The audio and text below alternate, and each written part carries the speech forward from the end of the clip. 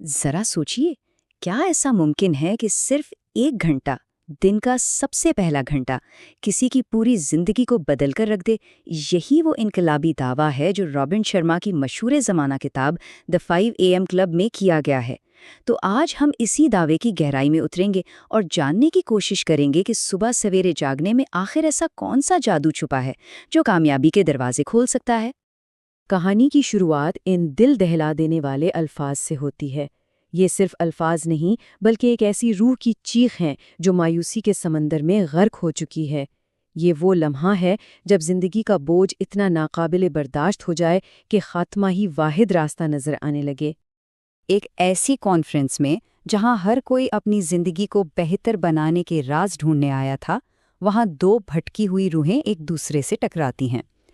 ایک طرف ایک ایسی کاروباری خاتون ہے جس کی کامیابی کی عمارت ریت کے محل کی طرح بکھر رہی تھی، اور دوسری طرف ایک ایسا آرٹسٹ جس کے اندر کا فنکار جیسے مر چکا تھا۔ دونوں بظاہر کامیابی کے سٹیج پر کھڑے تھے، لیکن اندر سے بالکل کھوکھلے ہو چکے تھے۔ اور مایوسی کے اسی گہرے اندھیرے میں ان کی زندگی میں ایک ایسے شخص کی آمد ہوتی ہے جو نہ صرف روشنی کی ایک کرن بننے والا تھا، بلکہ ان کی دنیا کو ہمیشہ کے لیے بدلنے والا تھا۔ یہ تھی ایک سنکی سرپرست کی دانائی سے بھری پیشکش۔ یہ شخص دیکھنے میں تو ایک عام بے گھر انسان لگتا تھا، لیکن اس کی آنکھوں میں ایک عجیب سی چمک تھی اور باتوں میں صدیوں کی دانائی۔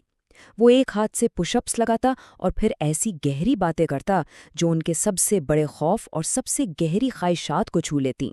وہ کوئی عام بھکاری نہیں تھا، وہ اپنے آپ میں ایک معمہ تھا۔ تو وہ اسے ایک سنکی آوارہ گرد سمجھ رہے تھے، لیکن حقیقت تو تصور سے کہیں زیادہ حیران کن تھی۔ یہ شخص کوئی اور نہیں بلکہ ایسٹون رائلی تھا، ایک ایسا ارب پتی جو دنیا کی چوکا چوند سے دور اپنی ہی شرائط پر زندگی گزار رہا تھا۔ یہ انکشاف صرف ایک راز نہیں تھا، بلکہ ان کی زندگی کے ایک بالکل نئے باب کا آغاز تھا۔ رائلی نے ان کے سامنے ایک ایسی پیشکش رکھی جو کسی خواب سے کم نہ تھی۔ ماریشس کے خوبصورت ساحل پر اس کی ذاتی جائیداد پر آئیں اور وہ انہیں وہ راز سکھائے گا جو دنیا کے کامیاب ترین لوگ استعمال کرتے ہیں۔ یہ صرف ایک چھٹی کی پیشکش نہیں تھی، بلکہ ایک نئی زندگی کا ٹکٹ تھا، ایک ایسا موقع جسے ٹھکرانا دیوانگی ہوتی۔ تو ماریشس پہنچنے کے بعد ان کا سفر محض خوبصورت نظاروں تک محدود نہیں رہا، بلکہ یہیں سے ان کی اصل تربیت کا آغاز ہوا۔ پہلا اور سب سے اہم سبق تھا ایک ایسی عادت کو اپنانے کا جو عالمی معیار کی کامیابی کی بنیاد بنتی ہے، ایک ایسا سفر جو ٹھیک 66 دنوں میں مکمل ہوتا ہے۔ رائلی کا پہلا اصول کہلاتا ہے دی ہیبٹ انسٹالیشن پروٹوکول۔ یہ سائنسی تحقیق پر مبنی ایک فارمولا ہے کہ کسی بھی نئی عادت کو اپنی زندگی کا حصہ بنانے کے لیے کم از کم 66 دن لگتے ہیں۔ مقصد آٹومیٹسٹی کے مقام تک پہنچنا ہے، یعنی وہ مقام جہاں اس عادت کو کرنا نہ کرنے سے زیادہ آسان لگنے لگے۔ یہ وہ پوائنٹ ہے جہاں قوت ارادی کی ضرورت ختم ہو جاتی ہے اور عادت شخصیت کا حصہ بن جاتی ہے۔ اب یہ 66 دن کا سفر کوئی سیدھا راستہ نہیں ہے، بلکہ یہ ایک منظم عمل ہے جس سے 3 الگ الگ حصوں میں تقسیم کیا گیا ہے۔ ہر حصہ 22 دن کا ہے اور یہ آہستہ آہستہ تبدیلی کی طرف لے جاتا ہے۔ آئیے ان تینوں مراحل کو ذرا قریب سے سمجھتے ہیں۔ پہلا مرحلہ ہے تباہی۔ یہ سب سے مشکل ہے کیونکہ یہاں پرانی عادتوں کو توڑا جا رہا ہوتا ہے اور دماغ اس تبدیلی کے خلاف مزاحمت کرتا ہے۔ دوسرا مرحلہ ہے تنصیب، جہاں نئی عادت کی بنیاد رکھی جاتی ہے۔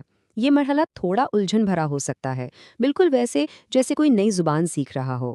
اور آخر میں آتا ہے انضمام۔ 66 دن کے ختام پر یہ نئی عادت اتنی گہری ہو جاتی ہے کہ وہ سانس لینے کی طرح قدرتی محسوس ہونے لگتی ہے۔ اچھا، 66 دن تک ایک عادت کو اپنانا تو سمجھ آ گیا، لیکن سوال یہ ہے کہ وہ عادت ہے کیا؟ صبح 5 بجے اٹھ کر آخر کرنا کیا ہے؟ اس کا جواب رائلی کے سب سے مشہور فارمولا میں چھپا ہے، یعنی 20-20-20 فارمولا، جسے وہ فتح کا گھنٹہ کہتے ہیں۔ یہ چارٹ اس فتح کے گھنٹے کا نقشہ ہے۔ دن کا پہلا گھنٹہ 3 طاقتور حصوں میں تقسیم کیا گیا ہے۔ ہر ایک کا مقصد وجود کے ایک مختلف پہلو کو بیدار کرنا ہے، جسم کو حرکت سے، روح کو غور و فکر سے، اور دماغ کو ترقی سے۔ تو یہ کام کیسے کرتا ہے؟ بہت آسان۔ پہلے 20 منٹ یعنی 5 بجے سے 5:20 تک شدید ورزش کرنی ہے تاکہ پسینہ آئے اور دماغ میں ڈوپامین اور سیروٹونن جیسے خوشی کے کیمیکلز پیدا ہوں۔ اگلے 20 منٹ 5:20 سے 5:40 تک خاموشی اور غور و فکر کے لیے ہیں، چاہے وہ مراقبہ ہو یا جرنلنگ، تاکہ دن شروع ہونے سے پہلے ذہنی سکون حاصل ہو سکے۔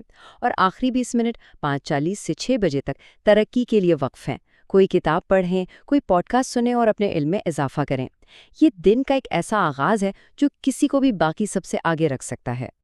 غور و فکر والے حصے میں جرنلنگ ایک بہت ہی طاقتور ٹول ہے۔ اس سے خیالات کو منظم کرنے، مقاصد کو واضح کرنے اور ان احساسات کو سمجھنے میں مدد ملتی ہے جو دن بھر ہم پر اثر انداز ہو سکتے ہیں۔ یہ خود شناسی کا ایک بہترین طریقہ ہے۔ یوں سمجھ لیں کہ یہ اپنے اندر کے شور کو خاموش کر کے اپنی حقیقی آواز سننے کا عمل ہے۔ تو ہم نے اصول اور فارمولے تو سمجھ لیے، لیکن ان کا حقیقی زندگی پر کیا اثر ہوا؟ 66 دن کی اس شدید تربیت اور ہر صبح 5 بجے اٹھنے کے بعد اس کاروباری خاتون اور آرٹسٹ کی کہانی کہاں پہنچی؟ آئیے دیکھتے ہیں کہ اس تبدیلی کا نتیجہ کیا نکلا اور وہ کیسے تاریخ ساز بنے۔ ان اصولوں پر عمل کرنا صرف ایک عادت نہیں تھی، یہ ایک مکمل پنرجنم تھا۔ کاروباری خاتون نے نہ صرف اپنی ڈوبتی ہوئی کمپنی کو بچایا بلکہ اسے جدت کی نئی بلندیوں پر پہنچا دیا۔ آرٹسٹ نے اپنے اندر کی خاموشی کو توڑا اور ایسا فن تخلیق کیا جس نے دنیا کو متاثر کیا، اور اس سفر میں انہوں نے ایک دوسرے میں صرف ایک ساتھی نہیں بلکہ اپنی روح کا دوسرا حصہ بھی پا لیا۔ کتاب کا یہ آخری پیغام شاید سب سے اہم ہے۔ یہ ہمیں یاد دلاتا ہے کہ غیر معمولی بننے کی صلاحیت کہیں باہر سے نہیں آتی، وہ ہم سب کے اندر موجود ہے۔ کسی مسیحا کا انتظار کرنے کی ضرورت نہیں، کیونکہ ہیرو بننے کی طاقت آج اسی لمحے ہمارے اپنے ہاتھوں میں ہے۔ تو آخر میں یہ سوال بہت اہم ہے۔ رابن شرما نے تو راستہ دکھا دیا، لیکن اس پر چلنا ہر ایک کا اپنا سفر ہے۔ اگر کوئی اپنے دن کے صرف پہلے گھنٹے کا مالک بن جائے تو وہ کیا کچھ حاصل نہیں کر سکتا؟ کسی کی زندگی کی کون سی ایسی کہانی ہے جو لکھے جانے کا انتظار کر رہی ہے؟ اس پر ضرور سوچیے گا۔